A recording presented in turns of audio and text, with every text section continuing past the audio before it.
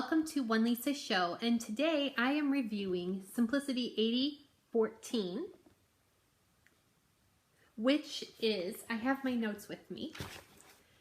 Simplicity 8014, let me give you the line drawing here, is what I am wearing today. It is a shirt dress, and there are 4 options, but basically, do you want it shorter or longer? Do you want more of a A-line or a straight skirt or a circle skirt? Do you want long sleeves or elbow length sleeves? Do you want a mandarin collar or a traditional collar? And pockets, inseam pockets or patch pockets on the bodice? I think I've covered it all. I'm going to take off my glasses, and I do have notes. It's perfect for challis, chambray, cotton types, denim, gingham, lightweight denim, linen types, poplin, sateens, seersucker. And this pattern is a size 6 to size 24 of Simplicity, which would be equivalent to a 30.5-inch bust to a 46-inch bust, waist 23 inches to 39 inches, and a hip of 32.5 all the way to 48 inches. I made a size 20, and I made version B, which is the shorter length circle skirt dress, and I pretty much followed the instructions. Please forgive me if I look down. It's because I'm reading from my notes so I can give you the most accurate information. My fabric is from Joann's. It's a simple quilting cotton, and it's a beautiful dark purple with violet or flowers. They kind of look like carnations, and then there's these light gray and little yellow poppies.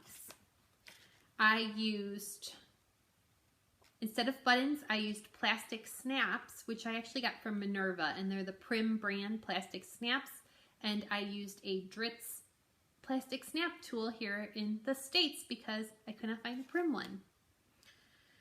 I think this fits great. This pattern fit me great at a size 20. So I would say it is somewhat true to size for me. There's wiggle room. The size 20 is a 42-inch bust, 34-inch waist, and a 44-inch hip. And I am depending on where I am in the month, I am a 40 to a 42-inch bust. I am a 37-inch waist and a 45-inch hip. I did do a 3-inch hem on my skirt. There were no other pattern adjustments regarding size. I will say this my back yoke, they tell you to cut only 1 pattern piece for this back yoke.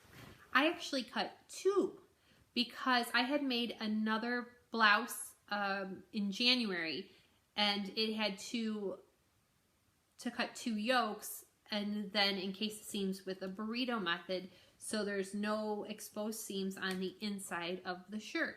I liked that, so that is one thing I did different, is I had enough fabric to cut 2 yokes, so I did. So my yoke is lined on the inside. This pattern does not explain to finish your seams, and if you're a new sewist, I think this is something where you're going to learn a few techniques. I definitely learned a few techniques. What I did do is, I know that they don't always say to finish your seams, and that's just a pet peeve I have, because a lot of the patterns I buy are learn to sew or easy or beginner friendly patterns, and this one does not say that on any of them, but it does have the America Sewing Guild emblem on the pattern. So I feel like something like that, they should actually say, and there were a lot of instructions, a lot of steps in the instructions, but they don't say to finish your seams. I'm a fan of, at this point, I did not have a serger, so this was done previously. So until that point, I was a fan of pinking shears and encasing my seams. So in this particular instance, I do have some seams encased with homemade bias tape with this, especially across the waist. I did encase that, and the seam lines for the circle skirt. and then pinking shears up where my sleeves match. I also have used French seams before as well. That's a little more time consuming, and I haven't mastered French seams on a sleeve. I need to learn that. The steps, there's a lot of steps in the instructions. I read the instructions first and then decided to do a different order of construction. So there were a couple instances where I would pause what I was doing due to time constraints, or there was a step involved with putting interfacing on. So once I personally put the interfacing on, I like to let it sit. I don't like to pick it up while it's still warm. I like it to cool at its own pace and let that glue really adhere to the fabric. So when that step came along where it said attach the interfacing and then you're going to immediately use that pattern piece, I did not do that. So what I did was I made my tie belt as that was cooling, and I didn't mess with that. And that might have been with the collar. I didn't mess with the collar again until further down. So I found other steps I could do, and that's how I constructed it. I would suggest read your instructions first and then proceed to start, because you might also find the flow of the order of instructions didn't quite make sense. It didn't for me. I checked everything off as I did it, so I didn't skip a step, but I didn't exactly do them in the order as written. And then it does mention buttons. I didn't want to use buttons on this. I'm not against buttons. I wanted to try something different and a new technique. So I ordered these snaps from Minerva's website. They're Prim Color snaps. They are delightful. They come in every color of the rainbow. I think they made a good match. I did have a little issues with trying to get the snap fastener tool, which is a type of plier. And in the end, I ordered some from Amazon. They were lost and I never got them. And then I went to Joann's and I ordered the Dritz brand snap plier for the plastic snaps, and they actually worked. So I am happy with that. I plan to use snaps a lot more. I think it gives it just a little bit more of a professional or less homemade look. And there is a YouTuber that Evelyn Wood had a video recently where she mentioned the difference between homemade and handmade. And when you're making your clothes, you want them to look handmade. You don't necessarily want them to look homemade. And I think this really gives it a nice professional vibe. Andrea at Beyond the Pink Door used, I think, bronze snaps on her dress, and she made version D, which is the version I plan to make next. And hers looked very similar to the model. And that was the inspiration to try the snaps, was seeing Andrea from Beyond the Pink Door, who also did a review of this pattern as well. So definitely check that out. I'll put a link to her pattern review in the description box as well. All in all, I do love this pattern. I wish the size ranges were slightly different, a little more plus and minus. I would love to make one of these for my mother. My mother may actually be smaller than a size 6. I will remeasure her, but I would like to see a larger range of sizes for this, and definitely I was towards the end of the large end of that size range. I will be making another one, and like I said, I am going to make this version where it's more straight lined, not as circle skirt poofy. And I will probably not use the denim fabric, but I do have a piece of fabric in mind that I think would make a great version of this. I really did take my time and try to enjoy this sew. It didn't take exceptionally long. What did take long was I only had like half-hour blocks to work on this dress because I've been so busy with my day-to-day job. So it did take longer than usual, but for me to do a project, but in the end, I'm very happy. I even love the detail of the cuff on the sleeve, which was simple as constructing the sleeve, folding it in,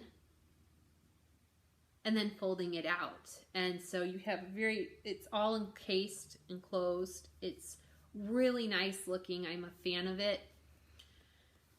The only part I did have a hard time with was my mandarin collar, which I think will just come with practice.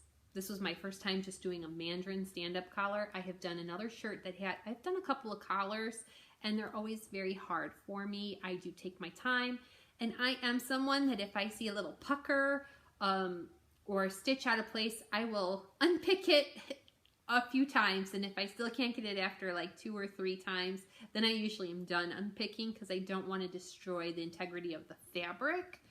So sometimes a little tiny bit, but otherwise I'm a bit of a perfectionist. And the other thing that I wish I would have done better was measure my buttons. Not the distance between them, but the distance of the width. They're all lined up right, but my buttons are not centered on the placket.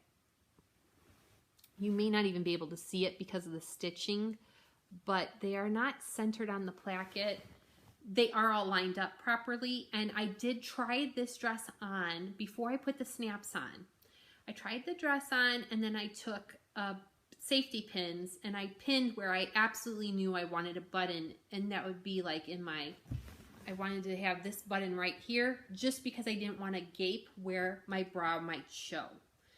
So I did safety pin, and then there was another spot closer to my waist where I wanted to make sure there was a button, and that's how I gauged the distance between all of my buttons, or my snaps. There is a button guide on the dress, or a pattern piece that's a button guide to help you, but I don't always find those too useful, especially if I know I'm going to have to do a bigger hem. It could throw everything off, and I want to keep a good amount. I'd rather have more snaps than less. That's my 2 cents on this dress. I do love it. I will be making more. And I did trace my pattern. I have found tracing a pattern a little bit more useful to me, something I never did when I was younger. I never traced a pattern, but tracing a pattern now has become very helpful to me because the first time I make it, if it doesn't fit right, I have not ruined the pattern. And even though Big 4 patterns can go on sale relatively cheap in the States, it doesn't mean I want to be wasteful and just keep buying the same pattern over and over and recutting. I'd rather just trace it out and then keep it. So this is starting to become a thicker envelope because it had all those pattern pieces were traced, and then I'm going to do the same thing when I make this version. I hope you found this useful. If you did, please consider giving me a thumbs up or even subscribing to my channel. I like to post about baking, crafts, crochet and knitting, and especially right now sewing, because that has been the hobby that I have been more into this year than previously. Thank you for watching, and let me know, have you made this dress and what are your thoughts? Have a great day. Thank you.